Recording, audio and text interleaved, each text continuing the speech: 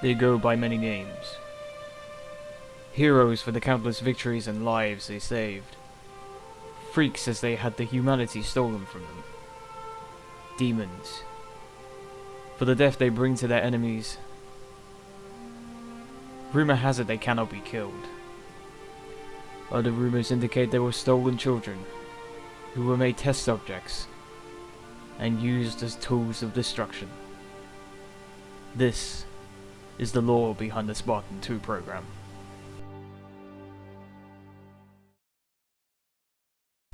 The Spartan II program was a special warfare unit of the UNSC Naval Branch. The Spartan individuals were extremely strong, fast, smart, and skilled. They would undergo biological augmentations. They would have superior physique. They would wear the iconic Mjolnir power armor. And it's because of them that the human race would survive and win the war against the Covenant. However, it's not all glory and happy times for the Spartans. The Spartans did not enlist. They were chosen to be Spartans, against their own will, when they were too young to say or do anything about it. Soon the training would begin. The children were taken to the world of Reach, Earth's doorstep and a planet of major military importance. Scared or confused, the children had their last names disregarded. They would go by their first name and a service tag. John 117, Kelly 087, J 006, just to name a few. They could not predict the pain they would soon endure, the violence, death, and the horrors that would follow. Dr. Halsey would tell the young Spartans, "You have been called upon to serve. You will be trained, and you will become the best we can make you. You will be the protectors of Earth and all her colonies."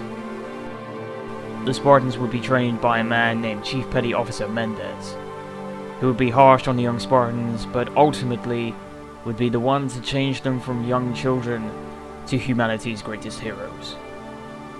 Along with brutal training, the Spartans were also given the best education available. They would be taught mathematics, science, reading, writing, and military tactics. Mendez would also install discipline, honor, and respect into the Spartans. The Spartans would undergo fierce training, but the training was working. The young Spartans would even cause injuries to Marines that were part of their training exercises, and even at one point, steal a Pelican dropship to complete one of their training missions.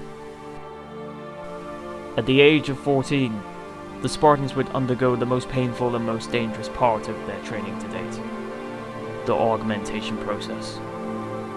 It would make them more powerful, faster, and stronger. It is said that the pain from this process was so excruciating that the sedation was not enough, and they were conscious for the entire process. It would benefit the Spartans, but not without a cost. The augmentations brought the death of 30 Spartans, and would cripple another 12.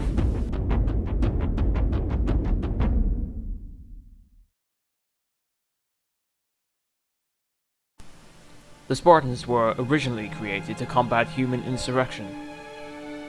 They had already been on a few missions against the rebels and were successful. It seemed that the Spartans may be able to bring peace to the colonies. However, in 2525, all that would change. Humanity had come in contact with an hostile alien alliance known as the Covenant. They came in superior numbers, and had technology centuries more advanced than humanity. The Spartans, however, were more than capable of fighting the Covenant. Now with the Mark IV Mjolnir power armor, the Spartans were even more capable warriors. It is believed that one Spartan can better more than 1,000 of the Covenant's Sangheli warriors. And the records don't lie. They became notorious amongst their enemies, known as the Demons by the Covenant.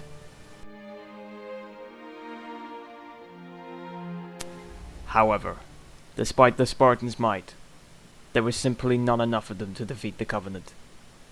In November 2525, the UNSC ship Commonwealth would be attacked by a Covenant frigate.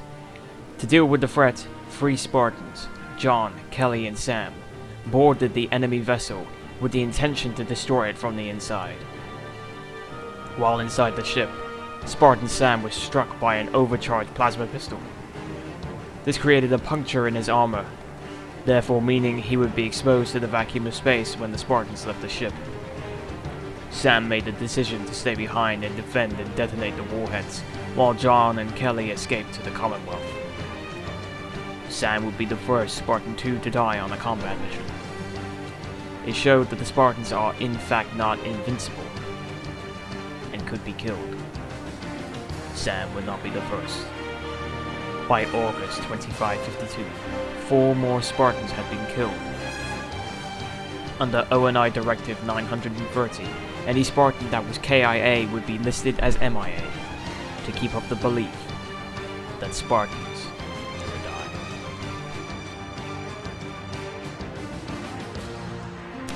Despite the losses, the Spartans would prove invaluable.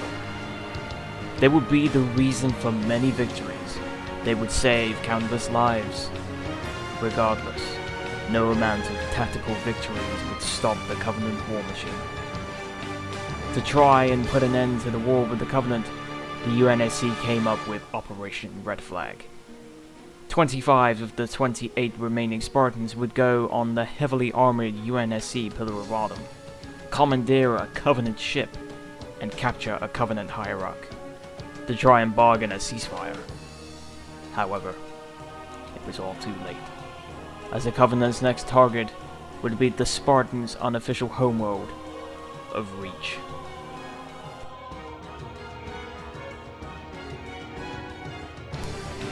In the conflict which took part on Reach, many of the Spartans would fall.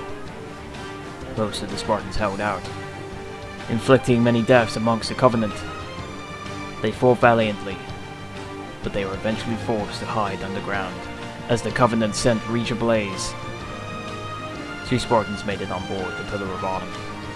One of the Spartans, Linda, was severely injured, and would not be revived until the Master Chief returned to Reach later, to rescue Dr. Halsey and any remaining Spartans from the planet.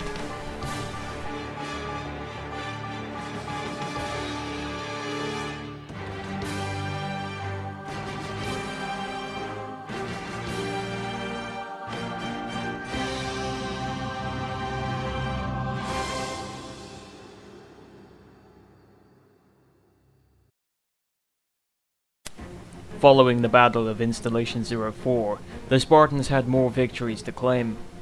One of these victories would ultimately save Earth from total destruction. The Covenant Prophet of Truth had assembled a massive fleet of more than 450 warships. The Spartans, after capturing a Covenant carrier from the aftermath of the Battle of Installation 04, were able to infiltrate the giant space station, unyielding Hierophant, which was housing the Covenant fleet itself.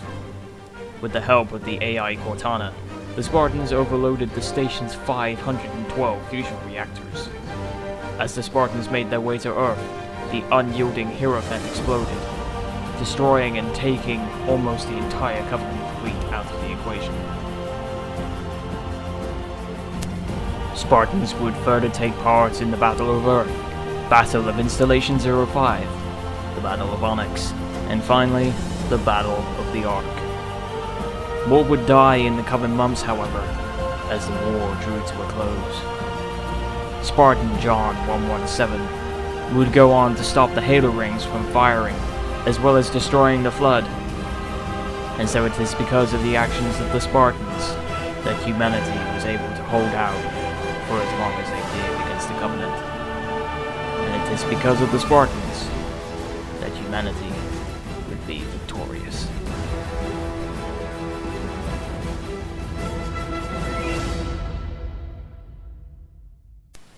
After the war with the Covenant, only 9 known Spartan IIs remained alive and in active service. The whereabouts of Spartan Grey Team is currently unknown. Spartan Red Team remains aboard the Spirit of Fire, stuck. And Spartan Black Team, their demise was met by the Forerunner Didact. This dwindled the amount of known active Spartans down to 5.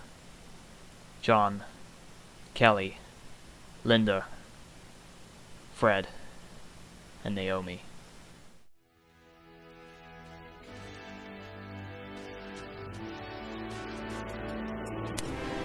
Thank you for watching this video. If you would like to see more lore videos about the Halo universe, make sure to subscribe, leave a like and comment, and share this video with your friends. And until next time.